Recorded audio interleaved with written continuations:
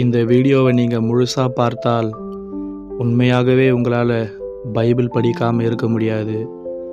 இந்த வீடியோ உங்களுடைய Bible reading ஆர்வத்தை அதிகமாய் தூண்டிவிடும். இது சைனாவில் இருக்கிற ஒரு சிறிய கிராமம். எந்த ஒரு அடிப்படை வசதியும் இல்லாத ஒரு கிராமத்தில் அநேக கிறிஸ்தவர்கள் வாழுறாங்க. சுமார் ஒரு 300 பேர் கூட இங்கே கிறிஸ்தவர்களாக இருக்க மாட்டாங்க. இவங்களுக்கு முதல்ல பைபிள் தரப்படுது. அப்போது இவங்க அந்த பைபிளை வாங்கும்போது எவ்வளோ சந்தோஷப்படுறாங்கன்றதை நாம் பார்க்குறோம். உண்மையாகவே சொல்லப்போனால் இவங்களுக்கு ஒரு சண்டே சர்வீஸ்க்கு போகிறதுக்கே 2 மணி நேரம் காட்டு பகுதிகளில் நடந்து தான் போகணும். அவ்வளோ கஷ்டப்பட்டும் அவங்க ஆண்டவரை தேடுறதை பார்க்கும்போது நமக்கு எவ்வளோ சந்தோஷமாக இருக்குது. ஒவ்வொரு நாளும் 2 மணி நேரம் மலைகள் காடுகள் பகுதியில் நடந்தால்தான் அவங்களால சர்ச்சுக்கே போக முடியும். ஆனால் நமக்கு அப்படி இல்லாமல் இருந்தும் நாமல் ஆண்டவரை தேடுவதும் இல்லை, ஆண்டவருடைய சமூகத்துக்கு போவதும் இல்லை. கர்த்தர் நம்மை மன்னிப்பாராக.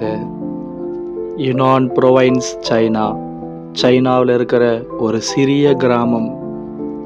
அடிப்படை வசதிகள் கூட இல்லாத இந்த கிராமம். அந்த ரைட் சைடு தெரிகிற அந்த சின்ன இடம்தான் அந்த சர்ச். 30 ஏழை விவசாயிகள் மட்டுமே இருக்கிற ஒரு சிறிய சர்ச். ஒவ்வொரு நாளும் இவங்க ஞாயிறு ஆராதனைக்கு வரணும்னா பல மணி நேரம் நடந்து தான் வரணும். இன்னைக்கு இவங்க வர்றது எதுக்காகன்னு சொன்னால், முதல்ல இவங்களுக்கு பைபிள் கிடைக்க போகுது. அந்த பாஸ்டர் அந்த பைபிள் பெட்டியை சுமந்து வர்றதை நாம் பார்க்குறோம். அந்த பாஸ்டர் சந்தோஷமாக அந்த பைபிளை வழங்குறதையும் அவங்க எவ்வளோ சந்தோஷத்தோடு அதை வாங்கி கொள்கிறாங்கன்றதை நாம் பார்க்குறோம். இவங்களுக்கு ஒவ்வொரு நாளும் சர்ச்சுக்கு வர 2 மணி நேரம் நடந்தால் தான் வர முடியும். இந்த பாட்டி 47ஆம் சங்கீதத்தை பாட்டாக பாடுறாங்க.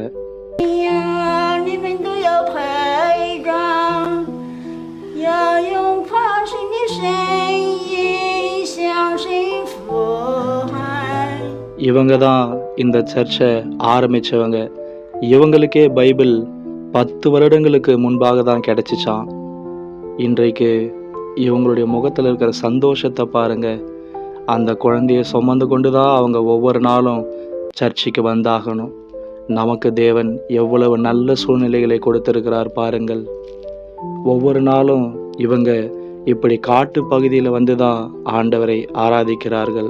பெரும்பாலான கிறிஸ்தவர்கள் சைனாவில் கிராம பகுதிகளில் தான் வாழறாங்க, அடிப்படை வசதிகள் கூட இல்லாமல். இவங்களுக்கு பைபிள் படிக்க எவ்வளோ கஷ்டம். ஆனால் நமக்கு தேவன் எவ்வளவு நன்மை செய்திருக்கிறார். பிரியமானவர்களே, இன்றைக்கு இந்த வீடியோவை நீங்கள் பார்த்தீங்களே, இதில் பைபிள் கிடைக்காத கிராமங்களுக்கு பைபிள் கிடைக்கும்போது எவ்வளோ சந்தோஷப்படுறாங்கன்றதை நாம் பார்த்தோம். ஆனால் நமக்கு இந்த கஷ்டங்கள் எல்லாம் கிடையாது. நம்ம எல்லார் கையிலையும் ஒரு பைபிளுக்கு 2 பைபிள் இருக்குது. ஆனால் நாம் பைபிள் படிக்கிறதே இல்லை. ஒவ்வொரு நாளும் நாம் பைபிள் படிக்க வேண்டும். நம் ஆத்தும நேசருடைய இனிமையான சத்தம் அங்கிருந்து தான் வருகிறது. பைபிள் படிக்கணும்னு நினச்சாலும் பைபிள் படிக்க முடியாத சூழ்நிலையில் நாம் இருக்கிறோம். எல்லா வேலைகளையும் நாம் கரெக்டாக செய்வோம். ஸ்கூலுக்கு போவோம், விளையாடுவோம், சாப்பிடுவோம், ரெஸ்ட் எடுப்போம், தூங்குவோம். எல்லாத்தையும் நாம் கரெக்டாக செய்வோம். ஆனால் பைபிள் படிக்க மாட்டோம்.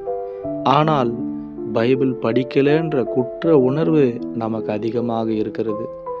தேவன் அதை பார்க்கிறார். உங்களுக்கு பைபிள் படிக்க முடியலையா? கவலைப்படாதீங்க. இந்த வீடியோ உங்களுக்கு பைபிள் படிக்கணுன்ற ஆர்வத்தை நிச்சயமாக தந்திருக்கும். எத்தனையோ பேருடைய கைகளில் பைபிள் இன்னைக்கு இல்லை. ஆனால் நம்ம கைகளில் அது இலவசமாக தேவன் தந்திருக்கிறார். இந்த பைபிளுக்காக எத்தனையோ பேர் தன்னுடைய உயிரையே தியாகம் செய்தார்கள். எத்தனையோ தீர்க்கதரிசிகள் ரத்தம் சிந்தினார்கள். இன்னும் சொல்ல போனால் நம்முடைய ஆண்டவரும் கூட தன் ஜீவனையே கொடுத்து தன் இரத்தத்தையே சிந்தினார். இன்றைக்கு நம்முடைய கைகளில் கொடுக்கப்பட்டிருக்கிற வேதாகமம் எத்தனை பெரிய பொக்கிஷம்! ஆனால் அதை உணராதவர்களாகவே நாம் வாழ்கிறோம். இன்றைக்கு நாம் ஆண்டவரிடத்தில் மன்னிப்பு கேட்போம். நாம் ஆண்டவரிடத்தில் ஜெபம் செய்வோம். ஆண்டவரே, எங்களுடைய கரங்களில் நீர் கொடுத்திருக்கிற வேதாகமத்திற்காக நான் உமக்கு நன்றி செலுத்துகிறேன். எத்தனையோ தீர்க்கதரிசிகள், அப்போஸ்தலர்கள், ஏன் நீரும் கூட இந்த வேதாகமத்திற்காக ஜீவனையே கொடுத்தீர். இரத்தத்தை எத்தனையோ தீர்க்கதரிசிகள் இதற்காக சிந்தியிருக்கிறார்கள். நாங்கள் அதை அற்பமாக எண்ணி, ஆகாத காரியமாக எண்ணி வாசிக்காமலே இருந்தோம். எங்களை மன்னியும். இனி வருகிற நாட்களில் ஒவ்வொரு நாளும் நாங்கள் வேதாகமத்தை வாசிக்க, அதன் மூலமாக எங்கள் ஆத்தும நேசரின் இன்ப சத்தத்தை கேட்டு அவருக்கு பிரியமான ஒரு வாழ்க்கை வாழ எங்களை அர்ப்பணிக்கிறோம். எங்களுக்கு உதவி செய்யும். நேரம் கிடைக்கும் போதெல்லாம் உம்முடைய வேதத்தை வாசிக்க எங்களுக்கு அருள் செய்யும். உமது கரங்களில் ஒப்பு கொடுக்கிறோம். அன்புள்ள ஆண்டவராகிய இயேசுவின் நாமத்தில் வேண்டுகிறோம் பிதாவே, ஆமேன். பிரியமான சகோதர சகோதரிகளே, உங்களுக்கு பைபிள் எப்படி படிக்கணும்னு தெரியலையா? கவலைப்படாதீங்க. திங்கட்கிழமை நான் உங்களுக்காக எப்படி பைபிள் படிக்கணும்னு, எப்படி எளிமையாக பைபிளை படிக்கலாம்னு ஒரு வீடியோ போடுறேன். மறக்காம பாருங்க. அதுவரையிலும் கர்த்தர் உங்கள் அனைவரையும் ஆசீர்வதிப்பாராக. ஆமேன், ஆமேன்.